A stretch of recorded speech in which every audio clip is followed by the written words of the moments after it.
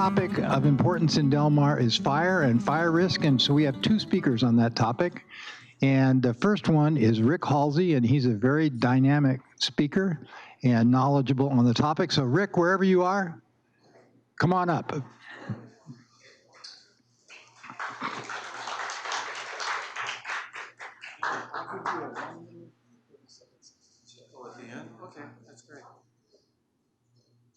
Good afternoon, everyone. It's after lunch, so I'm going to try to get through this quickly so you don't nod off. It's always a challenge, right? Was the lunch any good? Yeah, all right. I didn't have any because I don't eat before I talk. It does strange things to my indigestion. Well, I just want you to look around for a minute and see what's around you. It's other Homo sapiens, right? And you know, we're a curious species. We have a habit of inflicting self-wounds continuously and then forgetting about it and doing it again. Have you ever experienced that or heard about it? Yeah. But we're pretty resilient. But our short-term memories and our thinking isn't really a mystery why we have that. And the reason is because, you know, we act to maximize our individual fitness all the time. And when I say that term, I'm talking about our evolutionary past, right? I mean, you're not going to do something that's going to kill you or hurt you or take out your bank account, right? Presumably. So, and it's not a matter of time or cultures because we're all in this together. We're all human beings. And so cross-culturally, we're all selfish and we're self-interested. You know, ever since we left Africa, we developed patterns and such that are still on the savannah, and that's how we drive our behavior now, back from the past. So when you're surprised about certain behaviors, especially these days politically, it's really no mystery why people behave the way they do because we've been doing this for a long time. So, for example, I mean, when we left Africa and went to Australia, Madagascar, North America, first thing we did pretty much was wiped out all the animals who couldn't adapt to us. And they were pretty good at exploiting natural resources too.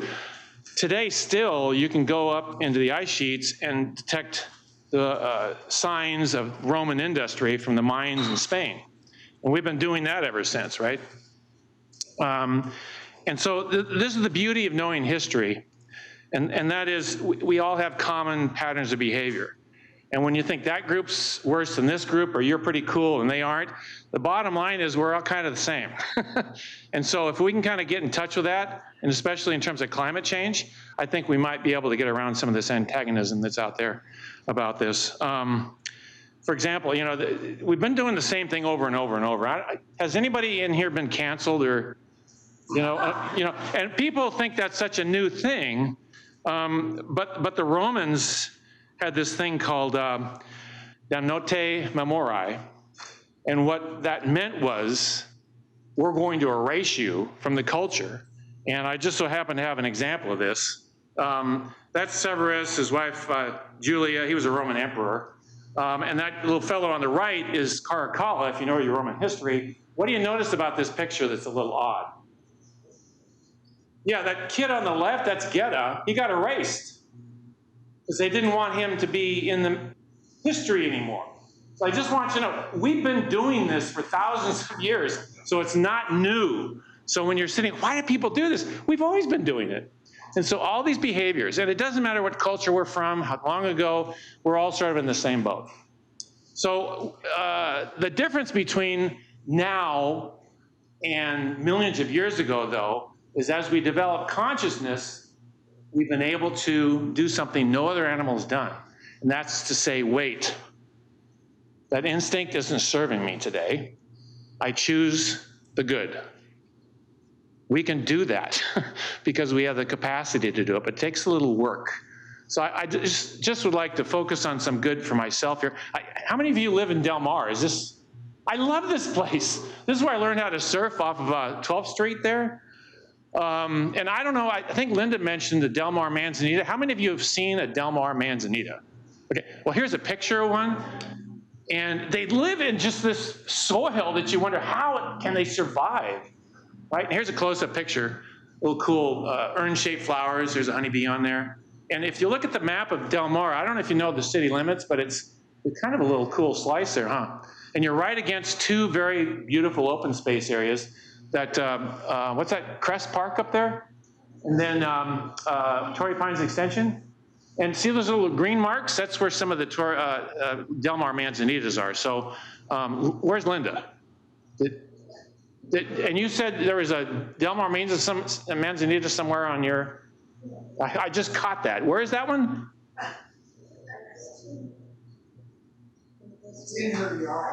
You can't come back up here. Okay. Yeah.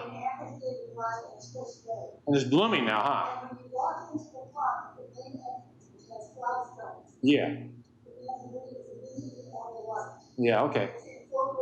Now, don't you find that odd? It's November. This is why manzanitas are so cool. Ceanothus are the same way. They have what we call nascent inflorescence. And that means they get their blooms and everything ready last spring, and they shut down. And then, when it cools off, they shoot out their blossoms. They're all ready to go. So that's an adaptation to the Mediterranean climate, which I think you mentioned also, Linda. Anyway, so that's some of the cool stuff that's around here before we dive into the uncool stuff. So just to get you focused, I want you to think about something really wonderful, magnificent, and really cool that's happened to you in the last year. Think about that for a second. We're choosing the good right now. You got it? I want you to take 30 seconds and tell the person next to you what it was. Go. You can just turn around. There you go. I'll be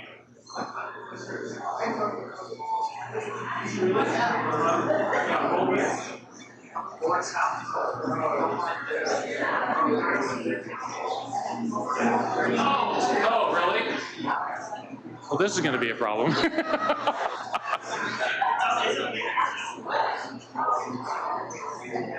I usually walk around. Okay, you got to switch. Don't monopolize.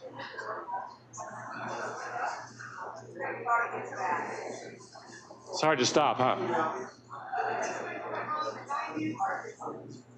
Okay, time's up. So isn't that fun?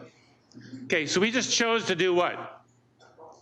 Focus on the positive moment. This is not some sort of wooey thing that we have to go to therapy for. We've got a choice, we can do this. And one of the things you can do is, try to read the newspaper and come away from it feeling, And this morning in the New York Times, there was this great article about Vegemite, that stuff from Australia. I spent all morning with the Sunday paper. I actually get this real paper. My dog picks it up on. So there are places, even in the newspapers, that you can find cool things. All right, so you got your positive energy going? Okay, now we're going to dive deep into this other stuff. Just take it in, and it's been discussed a little bit this morning already, but there's hope. So we'll get back to that in a moment. So first of all, let's talk about the historical environment. So what you've got here is a graph, and those gray lines are measurements of tree ring sizes in the Southwest over the last 2,000 years. And we've kind of averaged them out into the red lines. So what we have is a record of droughts and non-droughts for the last 2,000 years because of this research in the Southwest. And up until recently, that was the worst drought in 1,000 years. And that was right after the Spanish arrived in the Southwest. So the people there had to not only deal with the drought, but also the Spaniards. And the indigenous people there at that point abandoned their cliff dwellings and everything else and ended up on the mesas because of what happened. So it has significant impacts when the climate changes, right? Well, that's the average worstness of droughts. And just to touch on the graph one more time, this is an index based on some statistics about tree ring size. So the thicker the tree ring means what? The more water, right? And the thinner, the less water. So they type this into a computer and come up with a number, and that's what all this is. So above the line there is no drought. Below the line is severe drought, in case you didn't know what that was actually showing. So that's where we were a couple of years ago. See the green circle?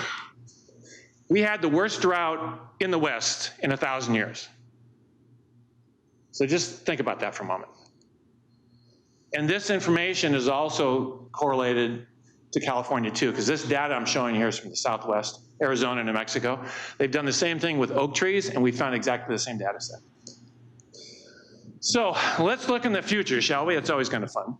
So there's the same graph, and I want to look at the last 100 years and then forward. So that's the same graph, just magnified. And what do you notice there around 1980 or so?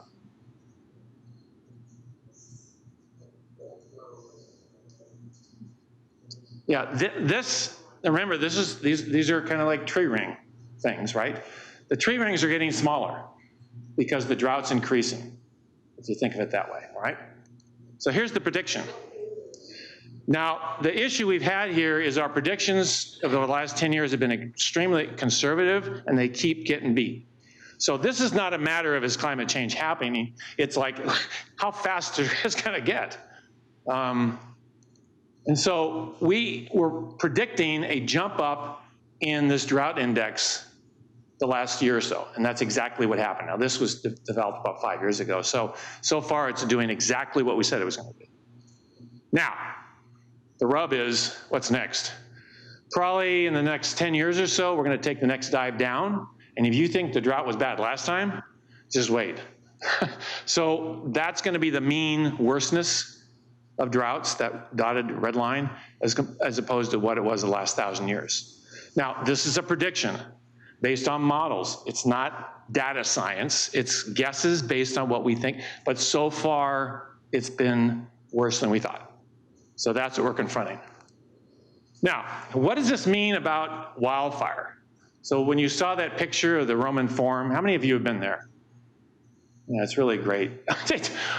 What's it got to do with the Roman Forum? Well, history is an amazing thing because we create the history we want at the time, right? So what's happening over the last, 5-10 years is newspapers and news medias and politicians, they like to catastrophize things, right? Everything is horrible. And they select data sets to make sure they can convince you of that. And you're just sitting there reading this stuff and it just permeates your mind. Well, so what's this showing? This is acreage burned since 1980. Look what's happening. Unprecedented fires. And people are panicking. And like I said before, when people were erased, it's happened before. Okay, let's look at the whole graph here, shall we? Okay, look in the 1920s. Does that look similar? So I just want to let you know that fires have always been happening, especially in the West. And sometimes they're big, and sometimes they're small, and sometimes there's trends, sometimes there's not. It's nothing new. But what I want you to point out here to yourself is look at those little diagrams. That little thing, PDO, stands for Pacific Decadal Oscillation. And what that is basically is the temperature of the Pacific Ocean. Well, when it's warm, what happens? A lot more fires, because it influences the climate. And when it's cold, what happens? Less fires. And when it's warm, which is what's happening now, what? Amazing.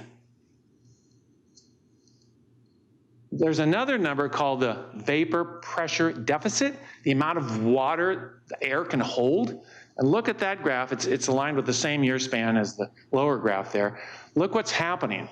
It's gone above a point that we've been able to measure in the past. So the air is getting drier. So that's another measurement of the same thing. More fires, the air is getting drier, and there's that tree ring thing I mentioned. The tree rings are getting less. And then, I don't know if you read the paper today, but they've decided this year is going to be the warmest in the last 125,000 years. So I really have a hard time interacting with people who just are in complete denial here. But anyway, I usually change the subject. But this is serious, right? So what are these large fires driven by? They're driven by climate, not by what's burning. Now, I know you need things to burn to have a fire, right? I get that. But it's not going to light unless it's dry. And it doesn't matter whether it's houses, eucalyptus, grass, shrubs, trees, it doesn't matter. If it's not dry, it's not going to burn. And the drier things are, the more fires you're going to have and the bigger the fires are going to be. It has nothing to do with what's burning. And that's contrary to what you hear all the time. So what can we do? That's That's Cooper, our chief spiritual officer for the Chaparral Institute. And so he's trying to decide, which one do I chase? So there's three things I want to focus on. We need to see nature as an ally. It's just not fuel. You know, when you call things a certain name, it kind of marginalizes them. We do that with people. We do it a lot of things, right? Protect our homes from the house out. Jordan's going to talk about that later, and I will too a little bit here. And enjoy the things you can control. Have you heard that one before? Those of you who are recovering alcoholics know exactly what it means. You know, there are just some things you just have to let go. So let's look at the disconnect between science and state policy, because they're still back in the Stone Age from what I understand, but from what I can see. So what do we have here? This is a map of all the forests in California. We don't have forests here except a few trees up in the mountains. What's most of the stuff up in the mountains? What's it called? What? Right, how many P's in Chaparral? One? Or did you say two? It's only one. How many R's? You can save yourself. Come on, commit yourself. No, not. What? What is your name behind you? What is your? You were the one that put the fingers up. How many R's? Okay, good. You all have that now? How many P's? How many R's? Okay, that's what dominates the Cleveland National Chaparral Recreation Area, right? It's not national forest. I mean, you go up there and wonder, where are the trees? So, okay, this is a map of all the trees. Now, this next overlay is all the logging and fire history in all these forests. And then here's an overlay of all the fires. And here's the question and the thing you hear all the time. It's fuel buildup from past fire suppression. What's left to burn? Seriously, it's burning because the climate and the weather determines what burns, not this fire suppression story you've heard over and over again. In fact, in Southern California and much of the area in Northern California has more fire than the ecosystems can tolerate. So, how do we respond to this thing? We get rid of nature, right? This is a house out near Valley Center, 300 feet, that's what it looks like.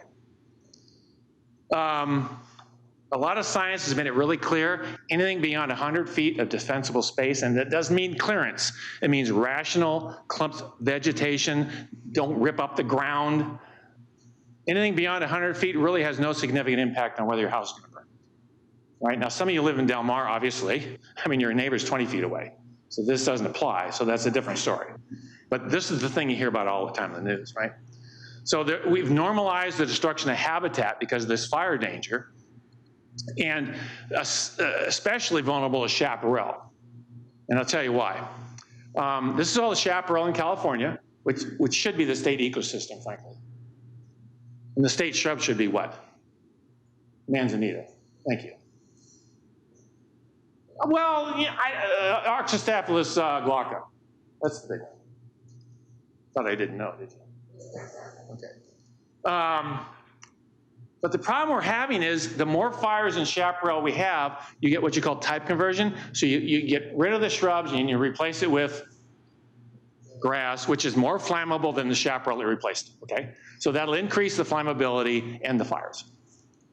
So this is a map put together by the state of California. The red areas are places where chaparral probably is not going to exist in the next century. Well, take a look at that. That's where some of the best stuff is in the state. And this is, again, a prediction. And this is why I'm moving up to Santa Barbara later. Because there's some spots up there probably where there's still going to be chaparral. I can't afford a house up there, so what am I kidding? So what's the state's response here? Now, this is a state map the state put together. The state just put out this whole vegetation treatment plan, and they've targeted, in purple, all the chaparral that needs to be ecologically treated for all this dangerous fuel buildup. Let's go back. It's already on its way out, and we're going to make it worse? So that's sort of the state's approach, and there's a long story about that particular issue, but essentially what I want to pass along is our response to this problem has not been particularly helpful. So too many fires means no chaparral. This is a scene off of that Viejas overlook off Highway 8. It's closed now because of road construction. But this whole thing got burned in 1970. Middle section got burned in 2001. Bottom section got burned in 2003 again in the Cedar Fire. What do you notice?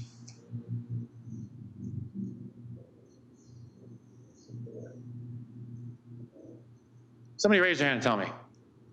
I'm tired of talking. Yes? No chaparral. What do you see?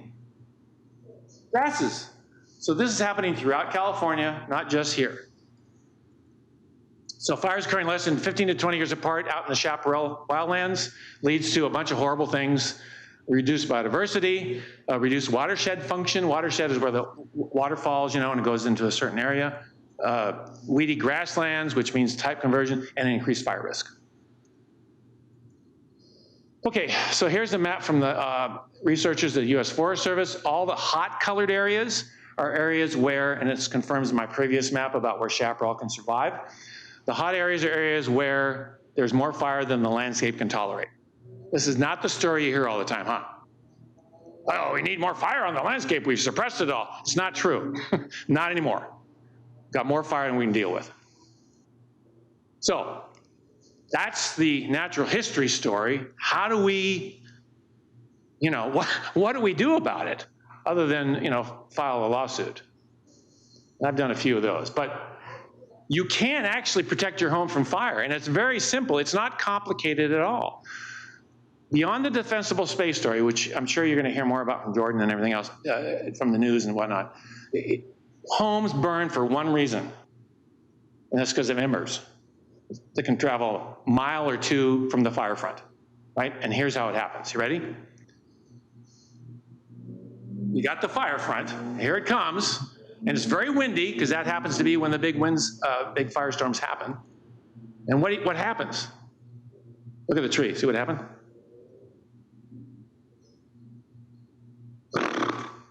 Now, I want to focus back on that tree. What did that tree do? It absorbed the embers. It absorbs the heat. That idiot out in Valley Center with his 300 feet of clearance has created a bowling alley for embers, and the house is going out. But that's the message people hear, right, from some state agencies. Your local fire department has a little more enlightened view on it, fortunately. So that's the issue. So how do you address that? You can do everything right, and your house burns down. So what we found with the Witch Creek fire, how many of you were here when that happened? Terrified you, and okay. Virtually no homes burned from direct contact from flames. Now that's different than what you think, right? The house exploded, the flames are 100 feet thick. Had nothing to do with the homes burning. It had to do with what? Embers traveling because of the wind. So how do you defeat those little buggers?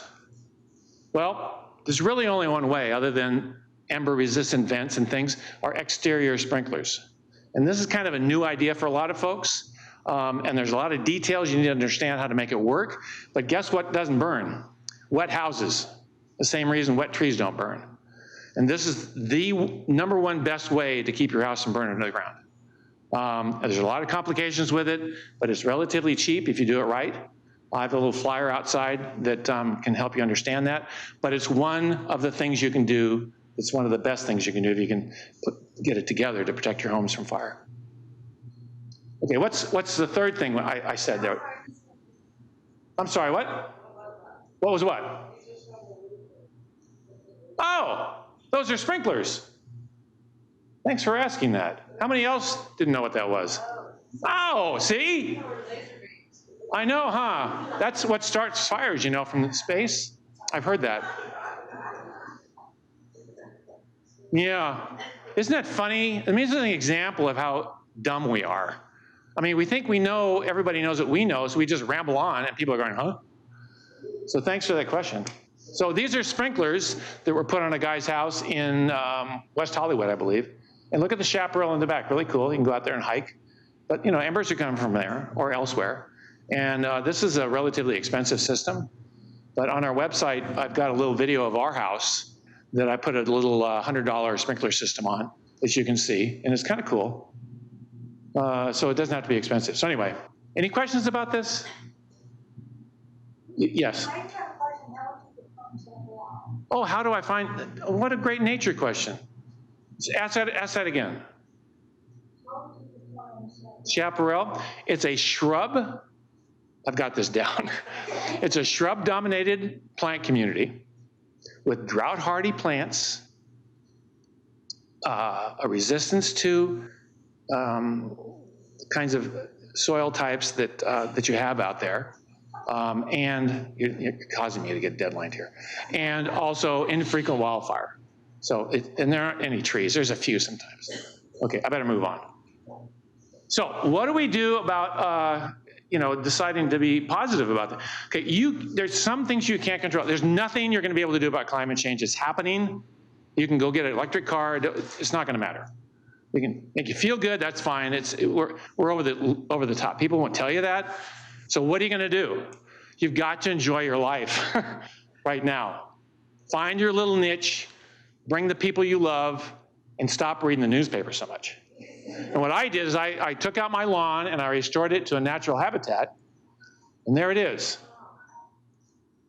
And there it is even further on. Is that going to keep going? Okay. So that's our chief spiritual officer when he was older. But what is he doing? He's going out in the morning with his morning coffee, right? And what does he see? There's nature everywhere. And we start our morning like this every single morning. You've got this in Del Mar. You've got this in places that aren't next to the estuary, not the estuary, the estuary and Creston. You can really have a wonderful life if you choose, okay, there's some things I can't control, that's fine, but I can't control being happy. You really can, I promise, and it works. Thank you very much.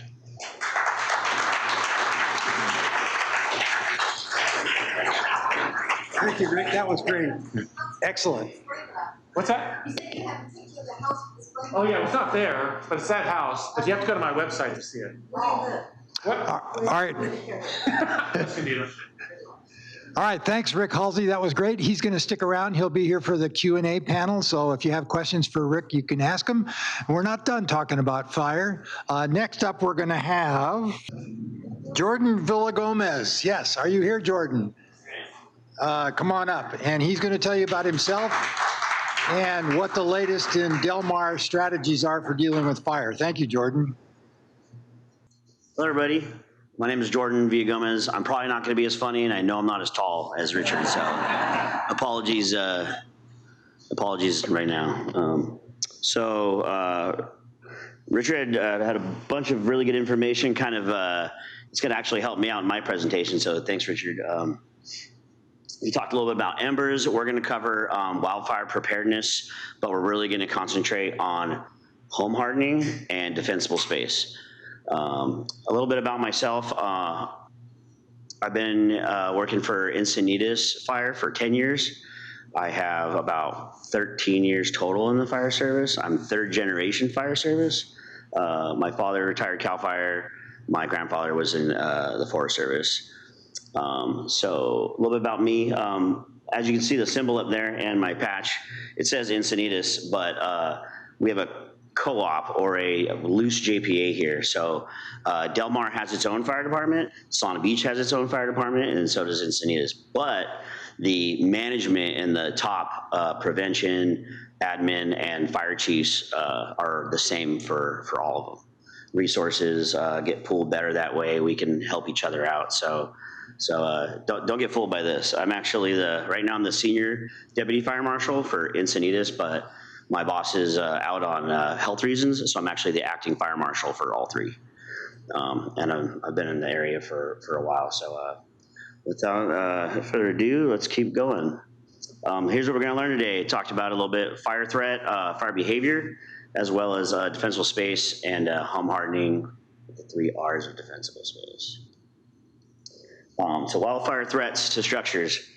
Richard covered this a little bit. Embers, they're a product of fire, lofted into the air, and sizes vary depending on the vegetation that's burning. Flame impingement is when it's direct flame contact, and then radiant heat is obviously the heat from the fire front itself. And these are the 3 threats that can take houses and destroy things. A little bit more about fire behavior. The amount and the types of fuel matter. Richard went into depth about chaparral. Certain areas up north obviously have like more forest, so that's the fire is going to be different depending on the types of fuel. The moisture content that Richard also hit on, that's a big reason too. If we're having a drought like we have been for several years, however much moisture the fuels and vegetation is holding on to is going to affect how well the fire burns. So topography and slope, obviously, fire is going to go uphill faster than it is downhill. Current weather, if it's dry, depending how much rain we've had in the season, and then also the history of the area. If it's had a lot of fires in recent years, there's probably not as much fuel around. Embers, you mentioned the definition, a natural byproduct of the fire, and Richard was right again. Thank you, Richard. At least 50% of the home ignitions and wildfires are linked to embers, and we'll go into to more about that. Here's a good example. This is the Garden View Canyon Fire, 2008. The fire front is where the blue is, that circle over there. Just have a pointer. No, it doesn't work. Pointer on the trackpad. Oh, perfect. Thank you. There we go. Doesn't like me, I'm cold. Yeah, so right there is where it's starting. Here's the flame front. You can see it over here, going over the ridge. And then here's a spot over here. It's called ember casting, ember cast. This is a great picture. It shows how far it can go. It can go much farther than this, but it's a good example. That little spot on the bottom left is a burnt patch of weeds. We're going to get more into this area. This is a picture from the Poinsettia fire on the backside of Carlsbad. And we went around taking pictures and looking at the aftermath and trying to understand how it happened. And this is all mulch right here in this area, except for that top part of the ridge. Right there. Defensible space. Natural landscaped area around the structure, maintained and designed to reduce fire danger. We're not in the business of removing everything from the area. There's a lot more to that, as Richard was stating earlier. The 3 R's, we want to remove non-native or invasive species. We want to remove all dead or dying vegetation, and then we want to cut and remove vegetation that may be touching the structure or fencing. Reduce, we want to thin out the vegetation that you do have. Depending on the area, we'll go into more about the zones, where it's best to have certain types of fuel and the amount of fuel, but we want to reduce it so it eliminates ladder effects, which we'll talk about. And then replace, drought tolerant if you can, fire resistive, things like that. And then most importantly, once you get your landscape the way you want it to look and it's healthy and green and everything, then you want to maintain it so that in the future you don't have to worry about it. So defensible space zones. These are the 3 zones. Most importantly is the 0 to 5. The vegetation outside of that, like Richard was mentioning earlier, it can affect things within a certain range up to 100 feet. But the most important is the 0 to 5 is called the home ignition zone. If we can keep things out of that zone, then your chances will increase tenfold. So defensible space zone 1, this is 0 to 5. We talked about the mulch. They showed the picture of the mulch earlier on the ground. They recommend keeping it at least 6 inches away from the side of your home. You have that weep screen underneath, and if the mulch is right up against your home, if an ember flying, even if the fire doesn't get close to your home, an ember flying can ignite that and then go right into your weep screen, into your wall. Other things to think about, patio furniture, cushions. This is more of like in an actual wildfire event. If there's something going on, maybe take a look around your house and move things away from it. Same thing, don't stack wood piles next to your house, obviously. And then if people have a deck, you don't want to store things underneath it. Those, depending on what is umbrella or something, would be easier to ignite than the actual wood of the deck. So here's the first R, remove. Excuse me. We want to remove all dead or dying vegetation, and then like the annual grasses that come, want to make sure we're taking care of those too. Obviously, the top photo is not a super great one just because it's all green, but obviously in a couple months that'll probably turn, especially in August and October. Here's another picture of the mulch. This is same thing. This is on the backside of Carlsbad from the Poinsettia fire. Just a good example. Thumbs up, thumbs down. That area on the right, sorry. The area on the right there is rock. Second zone, this is the intermediate zone. Plants can be here. We want it to be irrigated, green, healthy. We want to keep the area around solar panels or propane tanks clear, because that's usually within the first 20 feet of a house. We want to provide clear access to the driveway, so in the event that you have to evacuate or we're going to show up, we want to make sure that it's safe coming in and out. If you have vegetation right against the sides of the driveway, it's going to make it harder depending on where the fire is at. We want to maintain trees 10 feet away from chimneys, and that's for obvious reasons. And then we want to prune trees up 6 feet from the ground. And that's for ladder fuels. Show an example of that. Here's some other pictures. Trees near structures, if they're overhanging, they're going to drop leaves and stuff on the roof, and those that embers that get lofted into the air could land on your roof, and your roof is usually cementous or tile, which is non-combustible, but if it finds a bed of leaves that have been there for a while, then it can start something there. That bottom one, you can't really tell what it is, but it's a rain gutter full of pine needles. So yeah, good reason to keep trees limbs from overhanging the actual structure of the house. Plus, you don't want to get up there and clean that stuff all the time. I know I don't. Some more thumbs down. Defensible space zone 3. If I'm going too fast, someone let me know. I'm just wrapping. 30 to 100 feet, up to 100 feet or property line. Depending on your property, a lot of people don't have 100 feet, but that ties to it being your property as well as the parameters of the law. When we have to give abatement notices or let people know that there's a fire hazard they need to take care of, that's the state minimum and what the law says, up to 100 feet for maximum. And then spacing of vegetation, we want to space it out 10 to 30 feet. That's kind of a broad range, but it depends on the slope and then the type of tree and the canopies. And then same thing, we want to trim the limbs off the ground 6 feet, and that's they call it ladder fuel because if the fire is down below in the grasses, it's going to act like a ladder, and if they have low hanging branches, it's going to go into the canopies of the tree. Here's another picture of reducing. This is the ladder fuels, all that vegetation in the middle. Depending on the type of plant we want to and the zone, we want to try to remove those so that it's not going up into the canopy. Here's another reduce. This is also the poinsettia fire.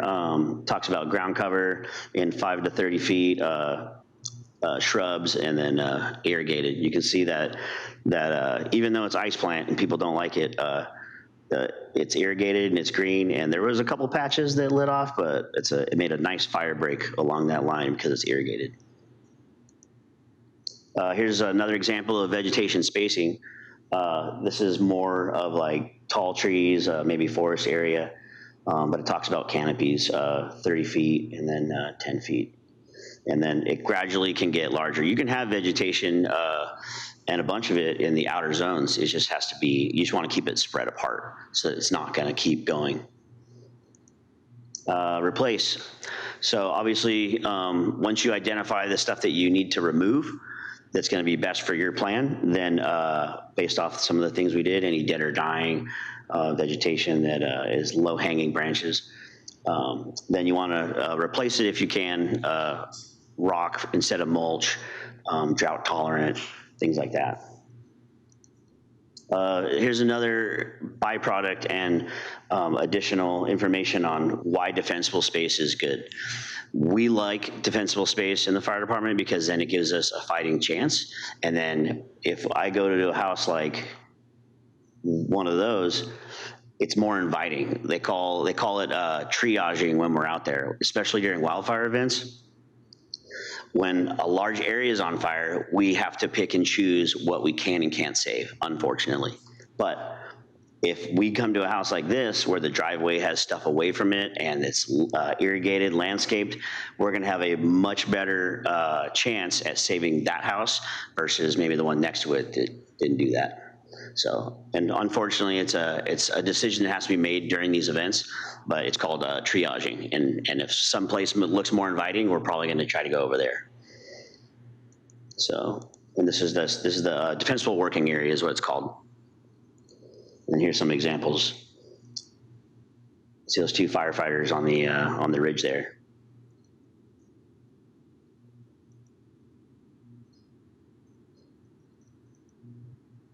So we talked about the 3 R's, and then we want to maintain it, right? Prune the trees, remove any dead or dying vegetation, and then make sure you're checking things like your rain gutters and valleys, things around your house. Another note on the bottom, it talks about like prioritizing and like budgeting. Get with your neighbors, talk to your neighbors. Maybe you can go halves on a landscaper, or even we'll talk about vents and stuff more when we get to home hardening. But I believe it is Vulcan brand vents that if you get your HOA involved, they'll give you a discount if you get everybody on board. So something to think about. Home hardening. So this is basically construction measures that are going to help your home survive during a wildfire event. It can be anywhere from mulching and landscaping like we've talked about, or decking material. But we can go more into depth. I'm going to hit the big ones on here. This talks about the 0 to 5 again, the home ignition zone. We want to keep, obviously with construction methods, after 2008, the state and the fire marshal's office and CAL FIRE decided to, it was before that, but it went into effect 2008. Chapter 7A of the building code. If you live in a verified, very high fire hazard severity zone, you have increased in construction standards. And that's going to be, and we'll go over all of them. It's going to be the siding. It's going to be non-combustible siding, stucco, hardy board, things like that. You have to have the proper eaves we'll talk about, and then a couple other things, non-combustible decks. Structure hardening, does it work? This is a picture from the campfire. Everybody knows about the campfire, right? Total tragedy, but it's this talks about the importance of vents. 51% of the 350 single-family homes that were built in 2008 were undamaged. That's why I talked about the 2008 year, because that's when the new construction requirements were put into the code. And then it talks about on the bottom, only 18% of the 12,100 homes that were built before that didn't have high fire construction standards survived. So it's a big difference. We talked about eaves a little bit. These are the different kinds of vents. The one in the middle there is the gable vent. I'm sure I have the top 3 and the middle one, the gable and the bird holes. They make screens and vents for all of them. You can buy them at Home Depot. You can buy them at Lowe's. You can buy them from an actual like certified company. O'Hagan, Brandguard, and Vulcan are like the top 3. They make some that are basically, they have a mesh that prevents the embers from going into the attic space. So your home has to vent because it has to breathe, but we want to keep those embers out so that if you don't have them and the pieces are small enough, it talks about an 1/8 inch. That's what the code says. But you want it to be no more than that, because the ember will go inside. And even if you have your house locked up and you have sprinklers on, the ember's going to go into your attic space and then light your house on fire from the inside. So all the openings should be screened appropriately to prevent embers. Roofing material. In Encinitas, I believe Del Mar and Solana Beach, it's required to have a Class A rated roof. And that's not just the exterior material, it's also the material underneath it. The paper, the tar paper, how thick it is. And then the bottom there, you'll see the bird stops. And that's to prevent embers from getting underneath the tile pieces. Non-combustible construction, here's some siding, stucco, cementitious siding, or another name for it is called hardy board, James Hardy. It looks like wood, but it's basically, we call it drywall. Masonry stone, or you can go, if you like the wood look, then you can go heavy timber, which means it just has to be larger size, which means it's harder to ignite. So you can go, that's usually like 4 inches. Exterior windows and skylights. This is probably the most costly out of all the things, because they're supposed to be tempered and dual pane. So especially right now, I know it's like I had to order a new slider, and I think it took me 3 months to get it, and probably double the price it was 2 years ago. So and then also the sides too. There's vinyl siding, and then there's welded siding, depending on how close the fire is going to get to your house. Hopefully it doesn't get that close, like that top right corner, because that's all the area burned around the window. That bottom right one right there, you can't really, it's hard to see. It's hard for me to see. This is one of the things I have to look at when I go look at homes, is right here, it says tempered. That's how you'll know. You can look in one of the corners. It usually says it. All right, next, decking material. We talked about that. I mean, Trex. I think everybody kind of knows the Trex name. That's one of the bigger ones, but there's multiple out there that you can use, or you can use fire treated wood. If you like a certain type of wood, you can still use it, but it has to be treated at the factory, and they impregnate a fire treated material into it. Can't be done after roll on. You could do that if you don't want to replace your whole deck, obviously, but that stuff has a life on it, and weather and rain will take it off. So it usually lasts like 2 to 5 years. So if you want to do something that's low cost and you're not going to replace your whole deck, they do make roll-on ones that you can apply every couple of years. Other important things to remember, this is more for our stuff, but it'll help you in an emergency. Plainly visible address numbers.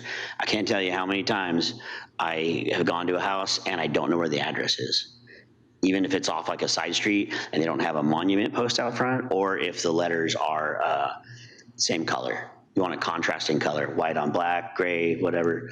But yeah, highly visible is easier. And that's just good for all the time.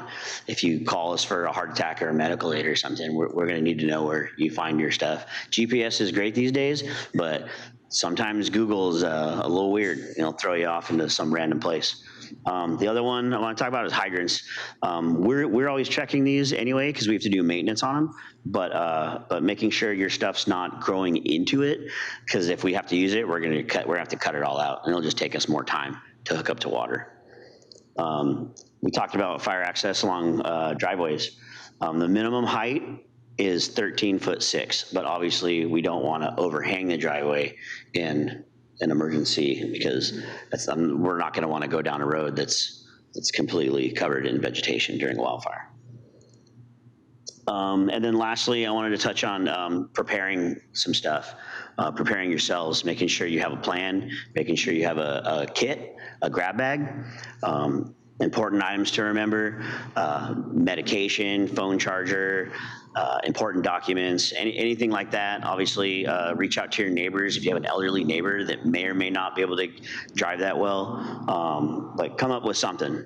If you have something in place, then it just takes the guesswork out of it. So then when something bad does happen, you're not running around. And then here's some resources. I only have a couple handouts because we're trying to get away from using paper, but I have a bunch of stacks of cards. And if you email our fire prevention email, we can send you digital copies of a bunch of stuff. Those 3 zones, we have pamphlets of them, and or the digital copy of the PDF one, and it breaks down what to do and where, and has all that visual stuff. So it's a good tool. And then Ready San Diego and Firewise, really good information on those websites. We use them constantly. And the other one that I don't have up there is Alert San Diego. A lot of landlines are going away, so They used to reverse 911. Now those landlines are going away. You have to register your cell phone, and then if an emergency does happen, they'll push out information to your cell phone. So that's all I got. I appreciate your time. Thanks for bearing with me. It wasn't as cool or fun as some of the other ones probably, but good information. Thank you. Thank you, Jordan. Yeah, thank you. Absolutely. Excellent. Yeah, thank you. So big thank you, Jordan Villagomez. That was wonderful, practical advice. I hope you all feel inspired to hear from Rick Halsey about the theory of fire and how it works overall, and then to hear the tips on what you could do at home at your house. Our next speaker was going to be Andrew Pittman of the Native American community. He's part of the Los Coyote and Cahuilla tribes, but unfortunately at the last minute he was unable to make it, so he won't be here. He was going to talk to you about Native American practices and how they dealt with landscape and managed fire. So we'll do that at another time, I hope. But miracle of all miracles, that puts us back on time. Actually, I knew he wasn't coming ahead of time, so we stretched the schedule out a little bit. So the next thing is our question and answer session for the two speakers. So Rick and Jordan, if you're still here, I don't know where you went, come on back up. Go ahead. So this is for Jordan. You showed us the slide from Carlsbad after, I think, the '08 fire, and there were 3 beautiful big homes on a knoll, and you said there was ice plant in front of them, and that became the defensible area for them. So I know ice plant collects water. There's water in it, so it's a heavy plant. So does it really act as a fire break? Part A. Part B is jade is a similar plant to ice plant. So if the answer to part A is yes, should we plant ice plant or jade in front of our homes if it's a good fire break? So great question. To answer that, I would probably say that the ice plant obviously holds a lot of moisture, and it was irrigated and green, and that's the reason it probably didn't burn. I'm not an arborist, so I won't pretend to be, but if you have a plant that's green and low-lying, and it's within that first area, then I wouldn't tell you not to plant what you want to plant. Also, another resource, thank you for asking that question too, because I meant to say it at the end and I forgot. Reach out to your local, here, obviously it's Del Mar, or if you're not from here, your local fire department. Most of us have a approved plant list based off the counties, but there are some differences in things, and it's mostly about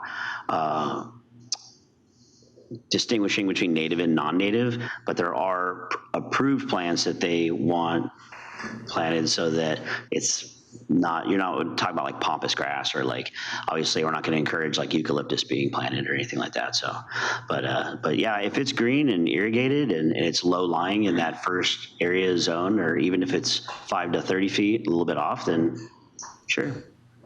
All right, thank you, Jordan. Rick, you want to take a crack at that? I'll bet you got opinions on what people can plant for fire resistance.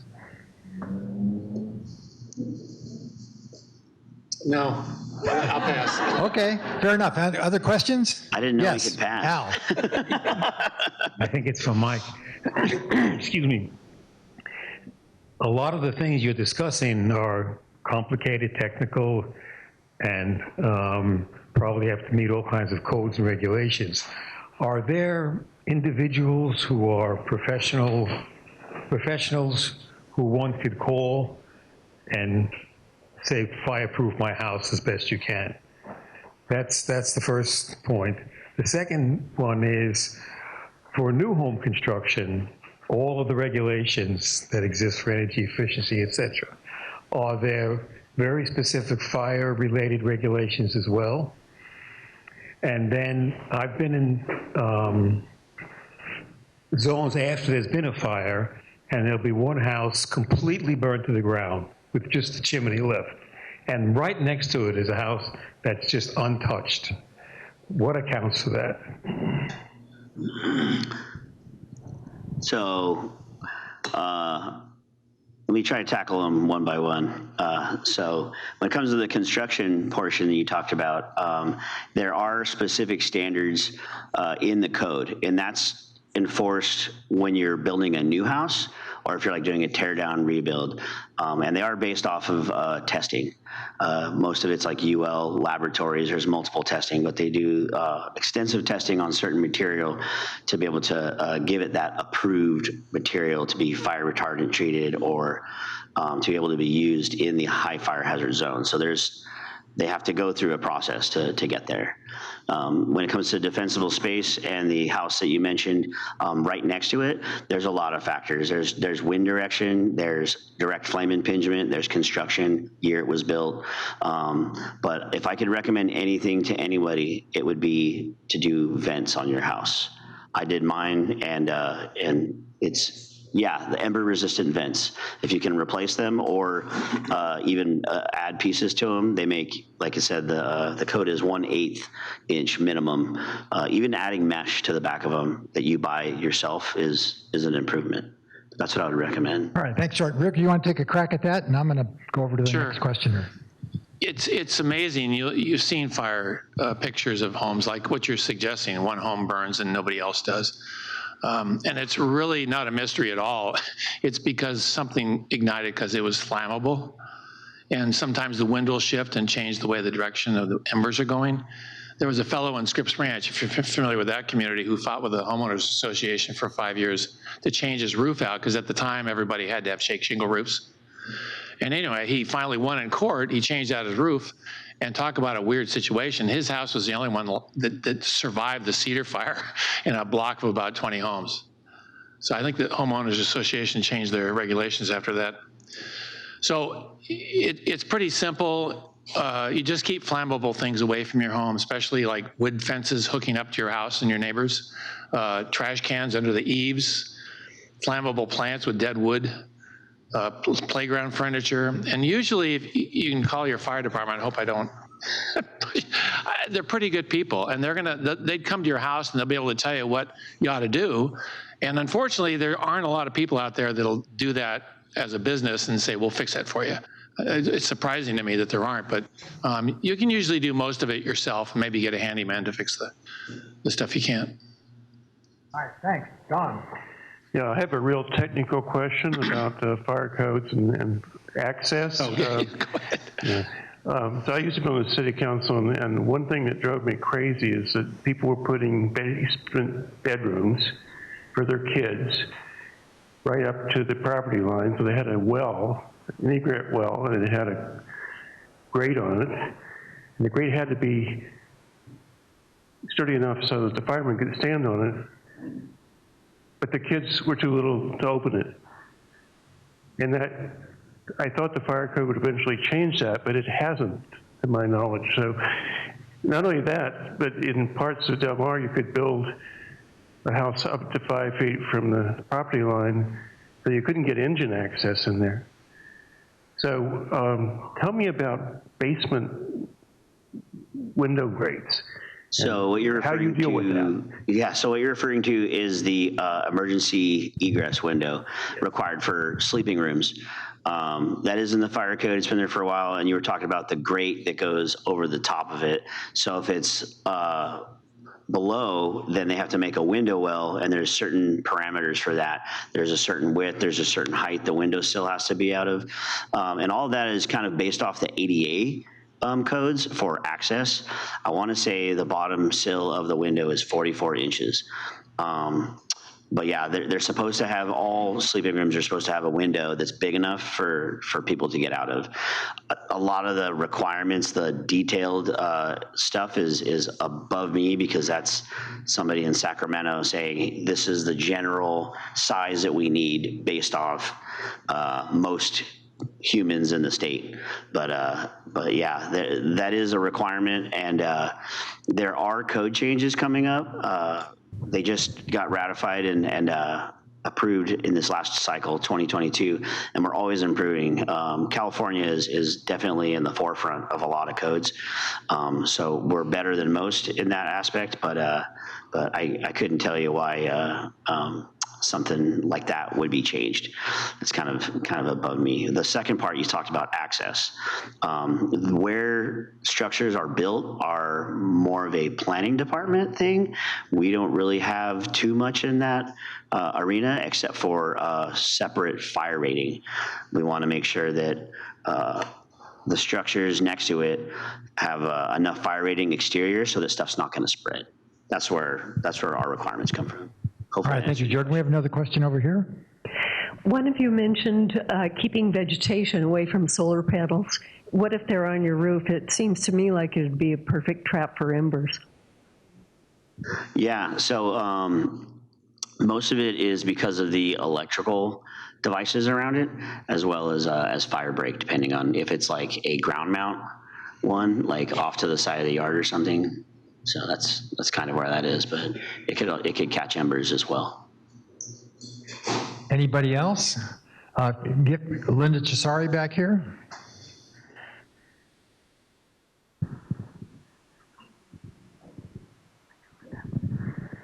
Hi, we live up on Crest Road across from beautiful Crest Canyon.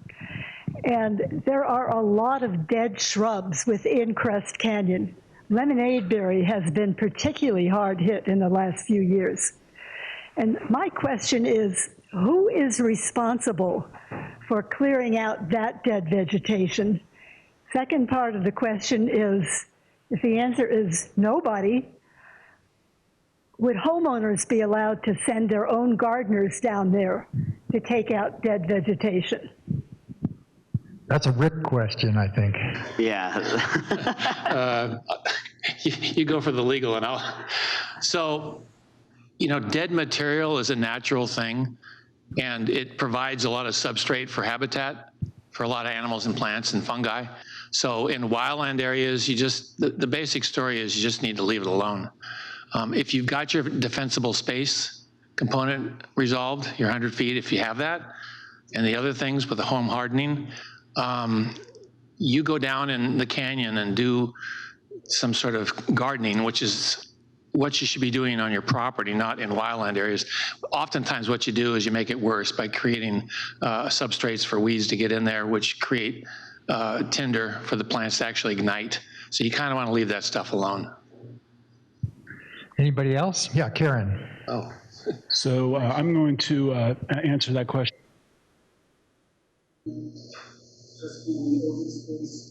Hang on, Jonathan. We need to have you on the mic so the video captures you. Here, hang on. Crest Canyon open space is a city of...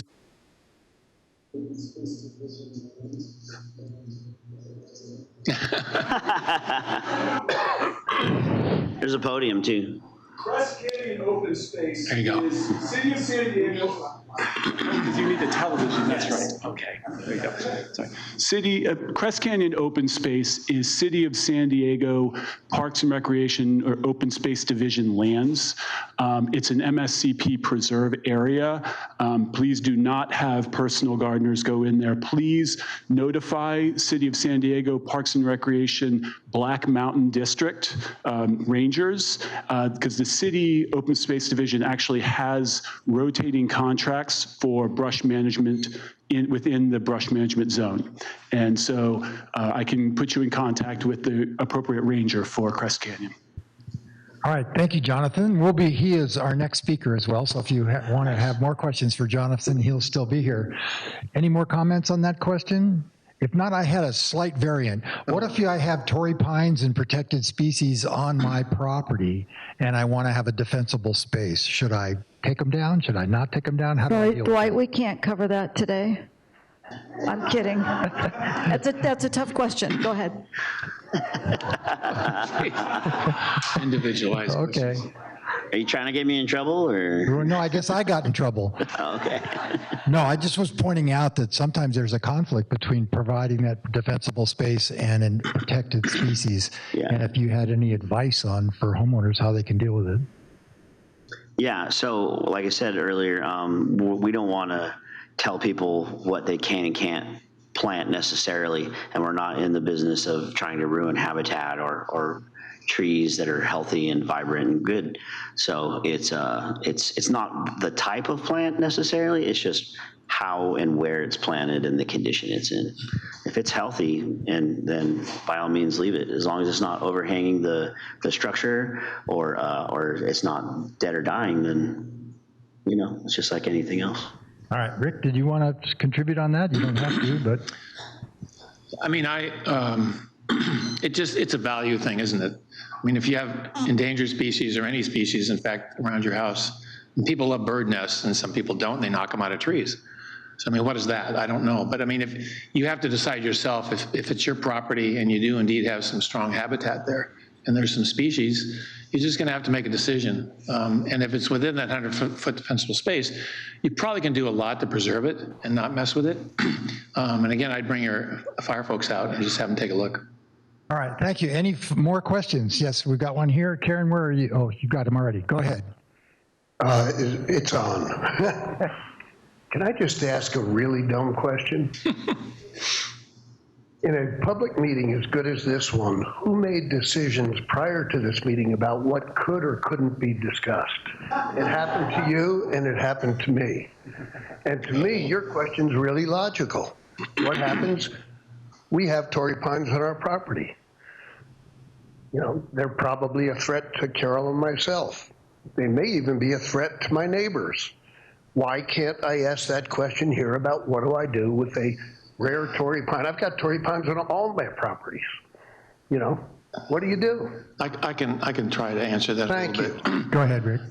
So I have seen dozens of homes burned to the ground because they cut down all their trees around their house.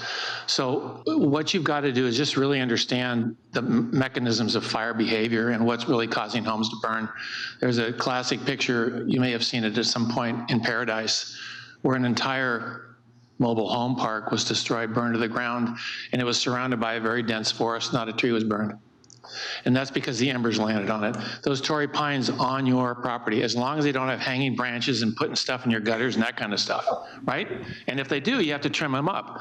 But just having them in and of themselves is, and they're pretty sparse trees anyway. It's the litter is the thing you have to be worried about. They're not sparse and they will not be. Well, I mean, the tree itself compared to like a cypress tree you get at the, for Christmas tree farm, right? Okay, just so it's in the record, he asked a follow-up question. In Del Mar, they're not sparse and whatever. But okay, thanks for that answer. Any more questions before we move on? Here's one over. Karen, can you get her? I've been hearing about a lot of success the state of California has had with our artificial intelligence in the early detection and prediction of wildfires. I was wondering if that's something that we'll see come to our community, would be a good fit for our community, or if it's really more something at the state and federal level at this point. Good question. Both of you take that one on. Go ahead. That's a great question. So there's a movement already happening, like you said, up in at the state level. It's also happening here in the county.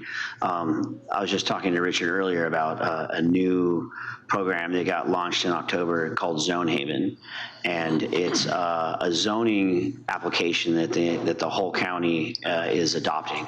And it's for evacuation, it's for mapping, GIS, evacuation, roadways. It's multi-layered.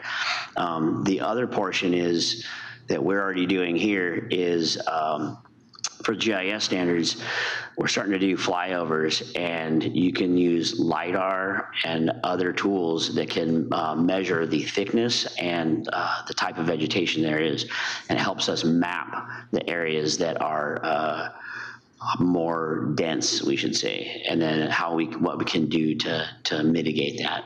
So yeah, there's a bunch of programs that are starting. We're just about to fire up a drone program, so that's going to help us in our firefighting aspects, and then also in defensible space as well. So great question, Rick. So I just want to make an observation. What have all the questions been about? Not Buicks, Wrens, or Manzanita, have they? They're about safety and your survival. So that's really what we focus on so much, And so if you work with your fire department and read the literature that's available, it's pretty straightforward. You can make a very safe environment. I mean, nothing's going to be for sure guaranteed, but there's things you can do without whacking the environment and keep your home safe and your family too. And once you've done that, and like I suggested before, put the paper away and enjoy things because we get so focused on the danger, don't we? And it's pounded into our head every single second of every day. And it's honestly taking our life expectancy down. So you guys live in a beautiful environment. Del Mar is wonderful. And yeah, the sea level is going to rise, but probably not before most of us are gone in terms of really losing our home. Maybe some of you on the bluff, I don't know. But you know what I'm trying to say? I mean, it's okay. It really is. All right, thanks, Rick. Let's have a round of applause for these two speakers. Been a great presentation. All right, thanks again. All right, our final speaker, and then we're going to have our wine and cheese event, so I hope you stick around for this. This is the closer, and it's Jonathan Applebaum again, and he's going to present some positive information about some of the great things we have and how you can enjoy them here in our community. So, Jonathan, where are you? Come on up.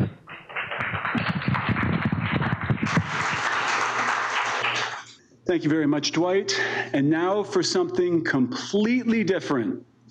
We wanted to finish up the day and on a positive note and send everybody home after wine and cheese with some hope for the future and some ideas for what you can do to connect with nature, to get involved, and to focus on the positive. So.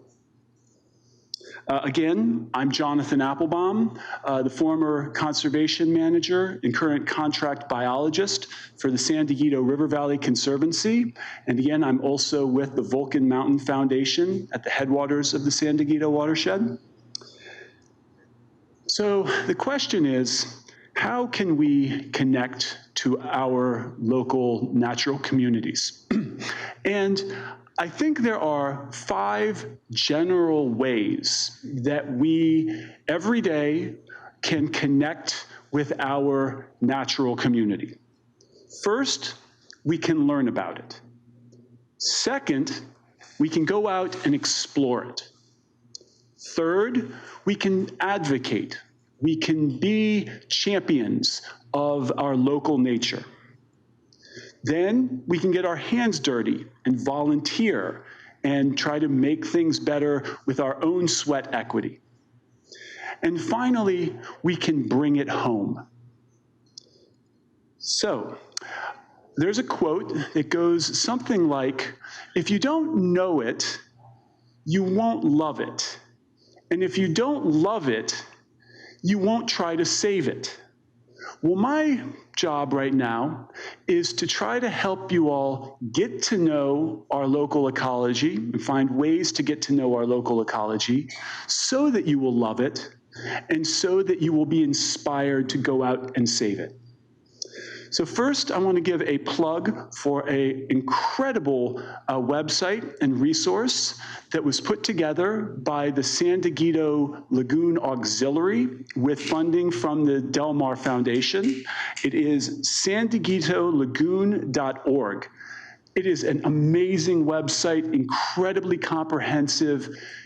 Almost everything you could want to know about the natural history of the San Diego Lagoon is on this website. It is truly stunning. Then there is the Exploring Our Sense of Place program.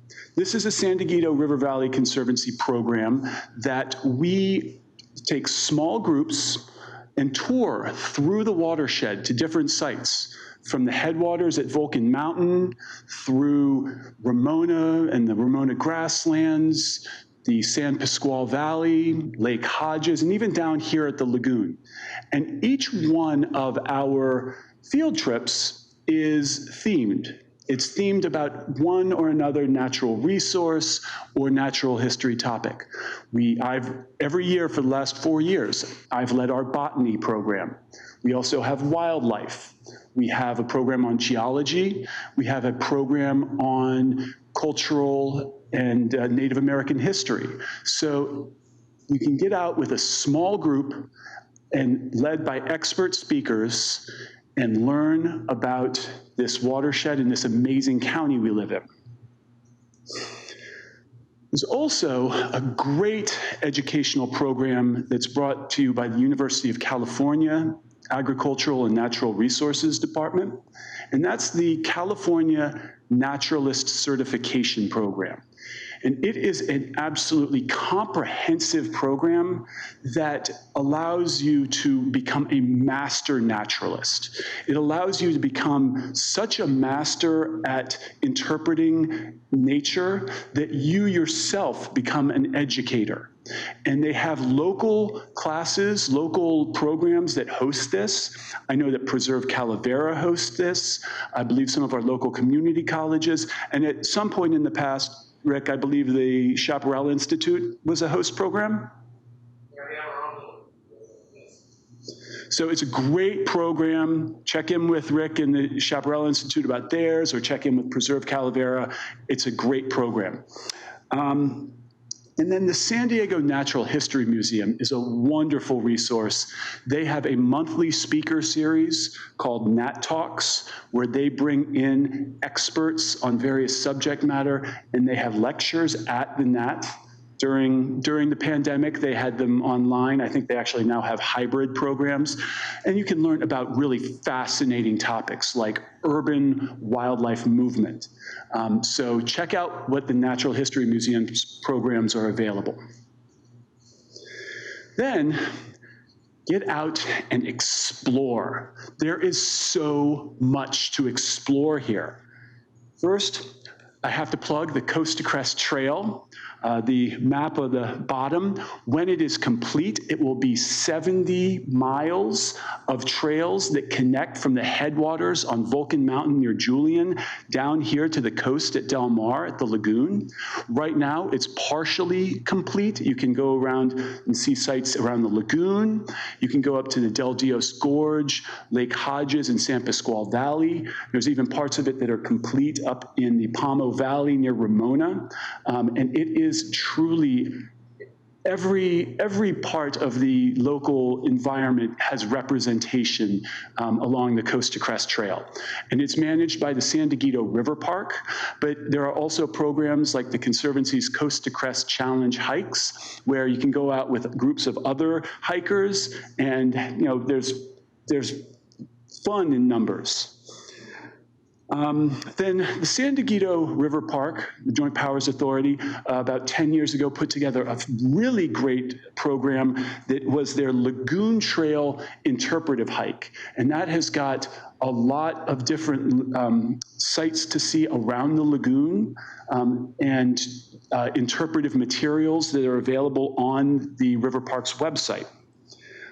Some of the side trails, some of the side excursions are things like the Dust Devils Nature Trail. And all of this information is at sdrp.org/trails. Here in and around Del Mar, you've got Crest Canyon, which was an MSCP preserve, is an MSCP preserve, and the River Path Del Mar, which has completed 2 of the 3 phases. Once complete, River Path Del Mar will hook up with Crest Canyon so that people can walk all the way from the Torrey Pines extension through Crest Canyon and along the lagoon to the beach. And it's a really cool resource. And soon to come, the Conservancy has been working on a sensory trail along the river path, Del Mar, which will have features, interpretive, educational features that are available for people of all abilities, visually impaired, hearing impaired. It's going to be a really great experience for people to be able to enjoy. I had to add it, Crest Rim Park. Locals care a lot to make these spaces for us to explore and enjoy. And so that's up near the top of Crest Canyon. And the Torrey Pines extension has a lengthy trail network. You can get out and check out the Torrey Pines extension and make it all the way from Los Penasquitos Lagoon to this side of town. Once you have learned something about our local ecology, and once you've had a chance to explore, my hope is that you will be inspired to help save our local ecology, our local environment, become advocates, become champions for our local nature. So there are many ways to do this. There are local committees here in the city. The city has the Lagoon Committee, and the Lagoon Committee meets on one Wednesday evening a month. You can come out and have your voice heard about what the lagoon means to you and what you would like to see in terms of our planning around the resources of the lagoons. The River Park has a Citizens Advisory Committee that also meets. It meets the first Friday every other month. Check the website for the schedule and agendas, but you can have your voice heard about planning issues and activities related to the entire watershed from Del Mar up through Escondido, all the way to the top of Vulcan Mountain. At the biggest level, or not the biggest, but one of the biggest levels at the state level, a lot of environmental decision-making in the coastal zone is governed by the California Coastal Commission. And the California Coastal Commission has public meetings quarterly, and as fate would have it, the next quarterly California Coastal Commission meeting will be here in San Diego. I'm not sure exactly where, in February of 2024. You can check their website for meeting information and agendas. Then if, doing advocacy on your own is a little intimidating, you can connect with other resource advocates and groups who have a certain interest of their own, and then you can coordinate your efforts. There are organizations like San Diego Surf Rider, which cares about healthy ocean environments and beaches. San Diego Audubon Society, which cares about birds, wildlife, and their habitats. Or San Diego Coastkeeper, who wants clean water and, again, healthy beaches and bays. Connect with these organizations, and you can really multiply and amplify your individual efforts. Next, we can get our hands dirty and volunteer. And there are really two classes of volunteerism, the way I think about them. First is really getting your hands dirty and stewardship, going out and being active in cleaning up our environment, restoring our environment. And there are a lot of community groups that are doing this. The San Diego River Park, for example, has their Dust Devils program, volunteer program, that does habitat restoration and trails work around the San Diego Lagoon, and they seem to enjoy themselves in the process. The San Diego River Valley Conservancy, we have a lot of events ourselves. We have had events at the Brigantine Basin. We have had events at River Path Del Mar. We've had events in Crest Canyon or across the freeway in Gonzales Canyon. You can reach out to Kim or Cheryl or myself, and we'll be happy to share our calendars with you, and you can participate in conservancy events. State parks. State parks needs docents. It needs people who can be there to help protect the resources. For example, it needs people at Torrey Pine State Beach to help protect the nesting snowy plovers so that public, people on the beach will give the snowy plovers the space they need to nest successfully and fledge their young. So docent programs are available if you're kind of inspired to help educate others about proper stewardship. Tree San Diego. Tree San Diego is an organization that's trying to build community tree stewardship programs, planting, watering of urban forests, and even some forests that are kind of in wildland areas. Tree San Diego gets grants and has a lot of events for plantings and stewardship. Again, the Surfrider Foundation. The Surfrider Foundation schedules a lot of beach cleanups. They're always looking for people to help clean up at places like Dog Beach or at any of the North County coastal beaches. One of my favorite partner organizations I've been partnering with for years is I Love a Clean San Diego.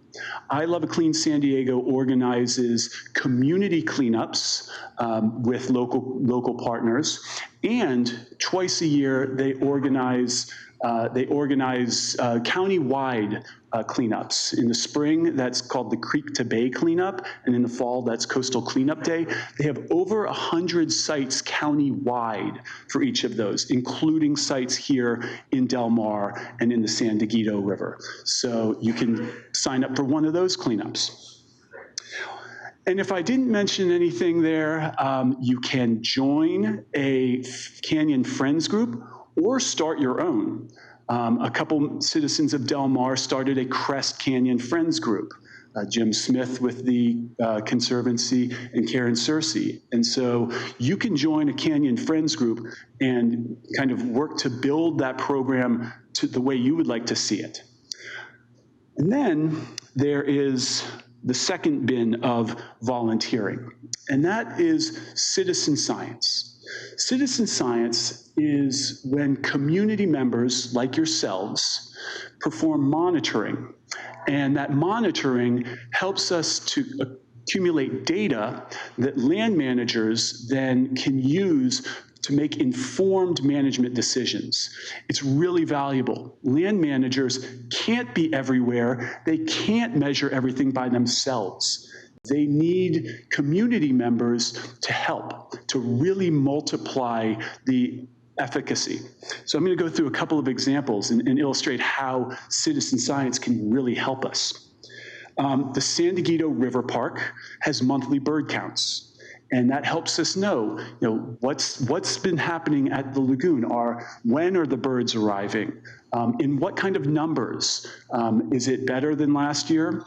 Then we also have the San Diego tracking team, and they have wildlife transects. They have volunteer leaders who set up wildlife transects. Those transects measure the tracks and scat of animals that we might not be able to see on the foot. And this data is really important because it helps us, for example, to decide where a good wildlife crossing should be. Where is there a high possibility of roadkill that we should be building our roads better so that our wildlife can survive in our environment. iNaturalist in the San Diego Natural History Museum. The invention of the smartphone, the invention of mobile devices has really expanded the accessibility of citizen science to the community. Anybody with a phone can take a record, a photograph of something when they're out on a hike, out on a trail, out at the beach, and that gets loaded to a database that expert scientists like the head of the San Diego Natural History Museum Herbarium, or their director of herpetology, or their director of lepidoptery, can then identify, verify that species, when and where. And it gives us a really robust record of the biodiversity here in Del Mar and really anywhere you go. And it's accessible to all of us. MPA Watch, Marine Protected Areas. Serge Dedina was here earlier with Wild Coast, and they coordinate the California MPA Watch program. This is a program that tells you, okay, are the marine protected areas like San Diego Lagoon. San Diego Lagoon is a state marine resource conservation area, which is a type of marine protected area where they limit certain actions and uses for the health and protection of wildlife. This is a monitoring program that helps to know, are those restrictions being followed? Are people harassing wildlife where they shouldn't be? Are there fishermen trying to pull fish out of an area that we've identified as a really critical nursery spot for the fish? So volunteering with an organization like MPA Watch really helps make sure that areas that we want to make refuges are honored and respected. And then the National Phenology Network. I have to say, Linda made a really good point about taking notes. When is this flowering? When are the birds arriving? When are the butterflies arriving? Well, you know what? You can more than just take notes in your notebook. There are these citizen science programs that let you share that information with researchers and scientists across the country, the National Phenology Network. And this kind of lets us see, are blooms happening earlier? Are migrations happening and maybe at an earlier time than they usually are? And you can be citizen scientists that help with that. I'm going to give a off-the-cuff another thing is that this is completely separate from this. There is some interest locally in developing a community fire safe council. And what fire safe councils do is they really are about having a good plan for emergency response, evacuation, and community safety.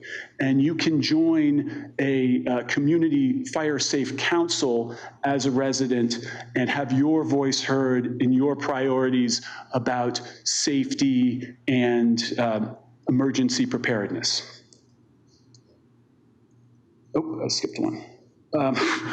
I skipped one. That was the Grunion Greeters, one of my absolute favorite ones. And this is really important. Grunion Greeters are citizen scientists. Every summer on a warm summer night around the full or the new moon here on our beaches in Southern California, the Grunion Run. They spawn on our beaches. Well, Grunion Greeters are there to kind of measure and count. They're there to document. They're there to make sure that the fish aren't harassed or caught unfairly. There are laws about how you can catch your grunion. And it's important data because it kind of can inform land managers, is now a good time to rake the kelp? Maybe now is not a good time to rake the kelp because we've documented grunion spawning on the beach this month. Or is this a good time for sand replenishment? No, maybe it's not. Maybe we should wait until after the grunion runs are over for the year. So this is citizen science that really helps land managers make good, informed, scientifically based management decisions.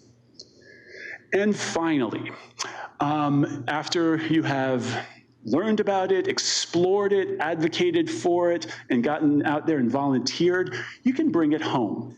And what I mean by that is that if you have property that is near an open space or anywhere in this watershed, you should be thinking about sustainable landscaping. You should be thinking about how you can be a good neighbor to nature.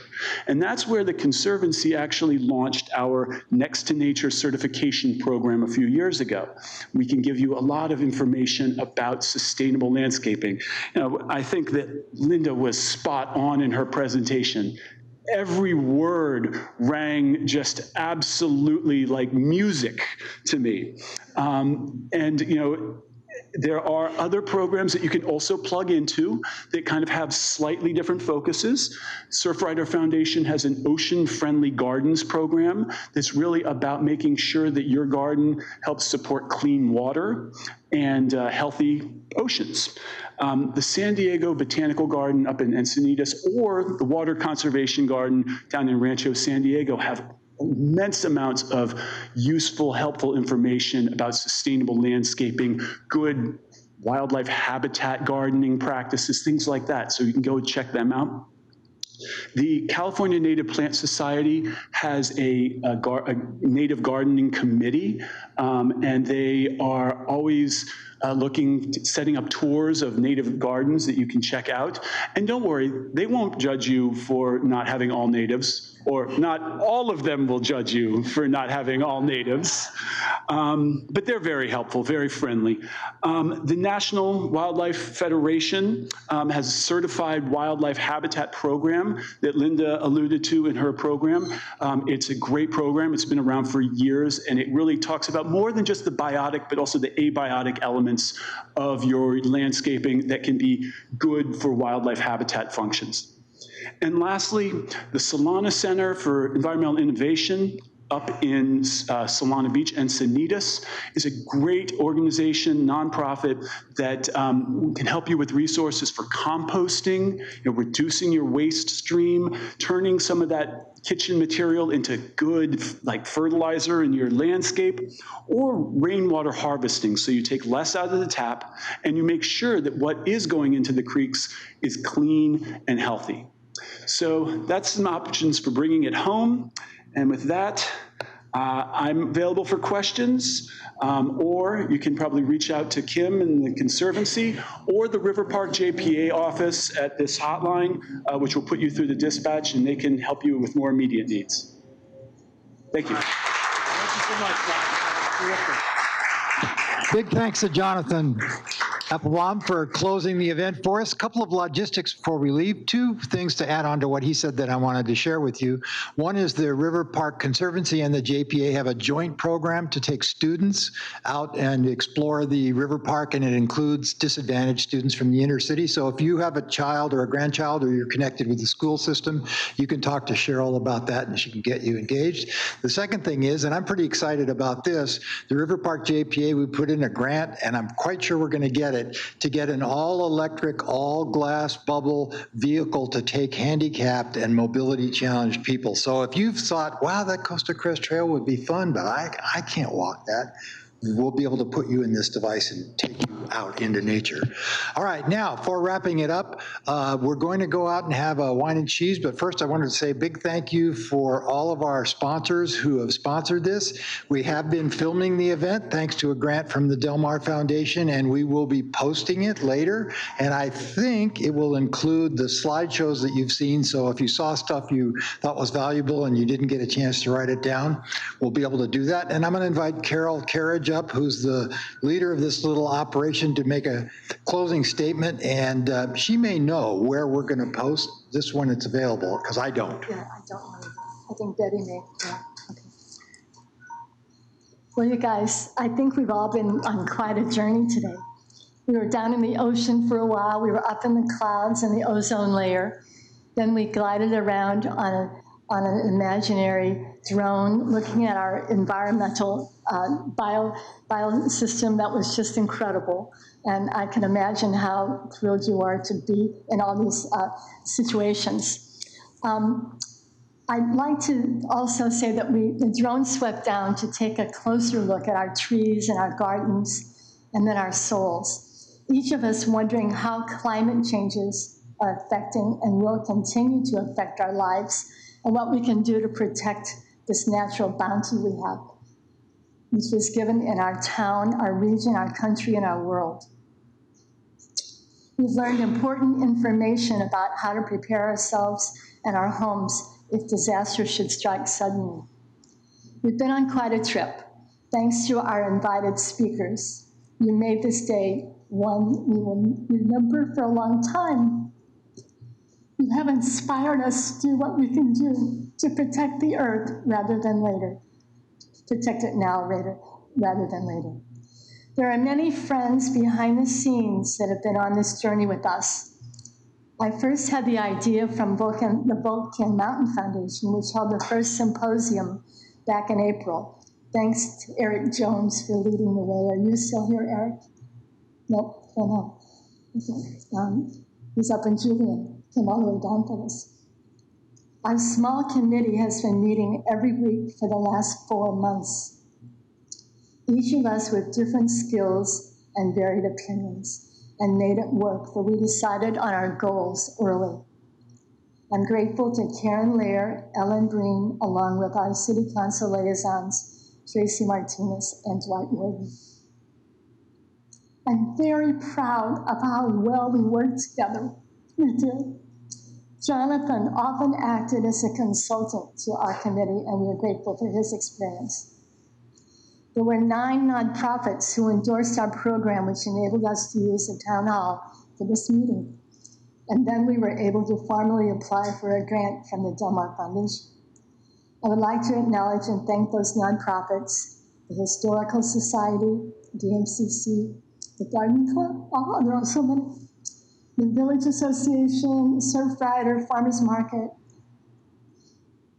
the River Valley Conservancy, Wild Coast, and the Rotary Del Mar.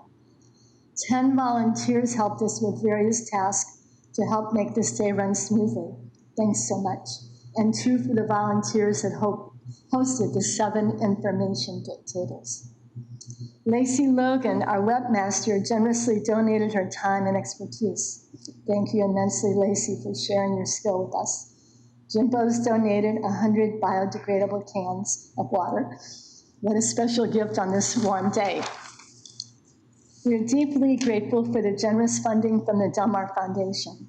Not only have they funded this event, but they've also funded the Del Mar TV to film this event, which can be seen on our local TV station for those who are unable to attend. In closing, I'd like to leave you with a profoundly inspirational statement that Charles Darwin stated. I don't want to cry. Over 100 years ago, okay? This is one of my favorites. It is not the strongest of the species that survive, nor the most intelligent, but the ones most responsive to change. We thank you sincerely for attending. Please give us feedback on the evaluation forms and join us at happy hour. We have meet new people, enjoy each other, and play. Thank you.